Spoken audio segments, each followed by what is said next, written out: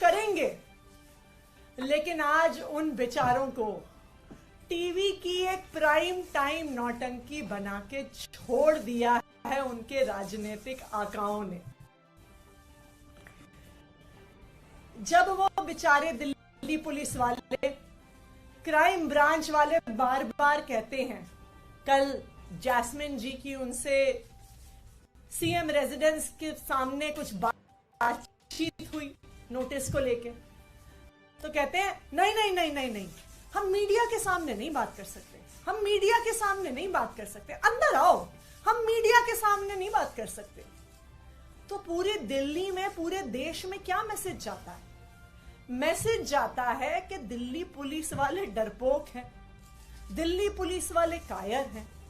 ये कितने दुख की बात है कि दिल्ली पुलिस के जाबाज सिपाहियों की इमेज आज एक डरपोक इंसान, एक कायर की कर दी गई है, जो मीडिया के सामने बातचीत भी नहीं कर सकता। आप ये सोचिए कि दिल्ली के क्रिमिनल्स क्या सोचेंगे कि भाई इन दिल्ली पुलिस वालों से डरना जो 2-4 कैमरामैन से डरते हैं। एनीवे, तो कल आए क्राइम ब्रांच वाले 3-4 घंटे की इस नौटंकी के बाद मुख्यमंत्री अरविंद केजरीवाल जी को एक नोटिस देके गए। आज सुबह भी मेरे घर आकर भी 2-3 घंटे की नौटंकी के बाद एक ये नोटिस देके गए। अब ये नोटिस भी मजेदार है।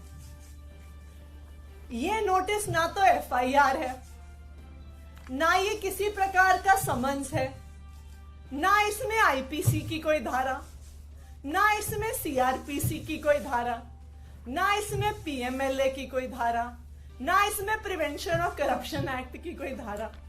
तो कुल मिला के क्राइम ब्रांच 48 घंटे की नौटंकी के बाद मुख्यमंत्री अरविंद केजरीवाल जी और मुझे एक एक चिट्ठी देके चला गया है, जो वो कह रहे थे कि हम हाथ में ही देंगे। इतनी महत्वपूर्ण चिट्ठी है। मैं कई बार सोचती हूँ कि हमारे तो घरों में कभी अमेज़न वाले आते हैं, कभी फ्लिपकार्ट वाले आते हैं, कभी सरकारी कर्मचारी डाक की फाइलें लेके आते हैं। तो ये तो स्वाभाविक बात है कि वो फाइलें, वो डिलीवरी ऑफिस में ही छोड़ी जाती है। कोई मुख्यमंत्री, कोई मंत्री डाक के डेस्क पे बैठ के चिट्ठी रिसीव करने के लिए नहीं बैठा। लेकिन जो कल हुआ वो उन पुलिस वालों की गलती नहीं है, उनके राजनीतिक आका हैं जो हमसे कुछ सवाल पूछना चाहते हैं। तो वो हमसे पूछना चाहते हैं कि आखिरकार किसने आम आदमी पार्टी के विधायकों को ऑफर दिया। तो मैं दिल्ली पुलिस के राजनीतिक आकाओं को बताना चाहती हूं कि आपको इतनी नौटंकी करने की जरूरत ही नहीं थी। मैं आज प्रेस कॉन्फ्रेंस करके उन सवालों का जवाब दूंगी कि आखिरकार किसने आम आदमी पार्टी के विधायकों को करोड़ों रुपए के ऑफर दिए। वही लोग हैं जिन्होंने 2016 में उत्तराखंड में 9 कांग्रेस के विधायकों को कांग्रेस से तोड़कर बीजेपी में शामिल किया था। जिन लोगों ने उन 9 कांग्रेस के विधायकों को तोड़ा था, उन्होंने ही आम आदमी पार्टी के विधायकों को संपर्क किया। गोवा 2019 जुलाई, जब 14 एमएलए कांग्रेस पार्टी के, 17 उनके टोटल विधायक जीत के आए थे, उनके 14 एमएलए कांग्रेस छोड़ के भारतीय जनता पार्टी में चले गए। जो लोग उन 17 कांग्रेस के विधायकों के पास गए थे, वही लोग आम आदमी पार्टी के विधायकों के पास आए। कर्नाटका 2019, मई 2018 में कांग्रेस और जेडीएस की सरकार बनी, एचडी कुमारस्वामी मुख्यमंत्री बने। जुलाई 2019 में कांग्रेस और जेडीएस के 17 विधायक टूटकर भारतीय जनता पार्टी में चले गए। जो लोग उन 17 कांग्रेस और जेडीएस के विधायकों को पैसा ऑफर करने आए थे, धमकियां देने आए थे, वही आम आदमी पार्टी के विधायकों के पास आए। मध्य प्रदेश 2020 कमलनाथ मुख्यमंत्री थे, कांग्रेस की सरकार थी। 22 कांग्रेस के विधायक कांग्रेस छोड़कर, टूटकर भारतीय जनता पार्टी में शामिल हो गए। तो जो उन कांग्रेस के 22 विधायकों को खरीदने आए थे, उनको तोड़ने आए थे, वही आम आदमी पार्टी के विधायकों के पास आए।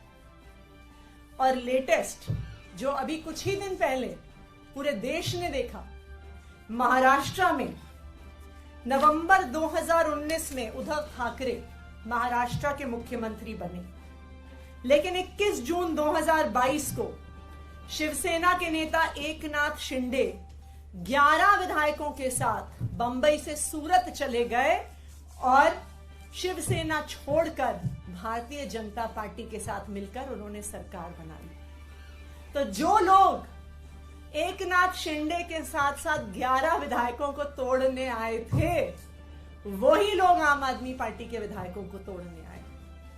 और जो तेलंगाना में हुआ, जो एक स्टिंग के माध्यम से हमने देखा कि कुछ लोग विधायकों को तोड़ने के लिए करोड़ों रुपए कैश लेके घूम रहे थे, वही लोग आम आदमी पार्टी के विधायकों से संपर्क कर रहे हैं। तो मैं क्राइम ब्रांच के राजनीतिक आकाओं को बताना चाहती हूं कि आपको भी पता है कि कौन वो लोग हैं जो पिछले 7-8 साल से एक एक करके ऑपोजिशन की सारी सरकारों को तोड़ रहे हैं, और वही लोग हैं जो आज आम आदमी पार्टी के एमएलए से संपर्क कर रहे हैं। अब मैं जैस्मिन शाह जी से कहूंगी कि वो अपनी बात रखें।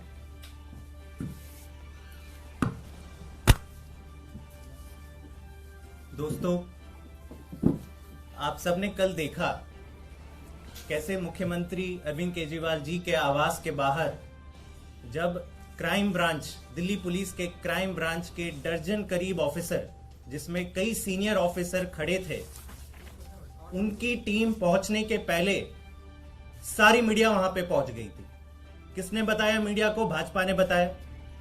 मतलब भाजपा को पता चल जाता है कि अभी क्राइम ब्रांच मुख्यमंत्री आवास पे पहुंचने वाली है। आज मंत्री आतिशी जी के यहां क्राइम ब्रांच के वही दर्जन ऑफिसर पहुंच जाते हैं, उससे पहले 2 दर्जन मीडिया वाले पहुंच जाते हैं, और फिर वहां पर 5 घंटे, कल मुख्यमंत्री आवास के बाहर 5 घंटे ये क्राइम ऑफिसर अपना सारा काम काज छोड़कर केवल खड़े रहते हैं और कहते हैं नहीं जी, हमें तो मुख्यमंत्री जी से मिलना है। आप सब ने वो वीडियो देखा होगा जहां मैंने उनसे एक आम नागरिक के तौर पे सवाल पूछा कि किस धारा के तहत, बस इतना बता दीजिए, किस धारा के तहत आप ये नोटिस मुख्यमंत्री जी को पर्सनली हाथ में सौंपना चाहते थे। क्या कहा उन्होंने? नहीं जी, मीडिया के सामने नहीं कहूंगा, आ जाइए अंदर बात करते हैं। इतना डर, इतना खौफ। अगर आप कानून के तहत कोई काम करते हैं तो मीडिया के सामने बताने में क्या है आपको डर? सवाल का जवाब नहीं दिया।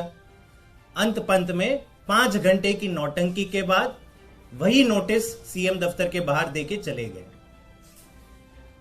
मैं आज आपको यह बताना चाहता हूं कि दिल्ली में इसका क्या इंपैक्ट होता है।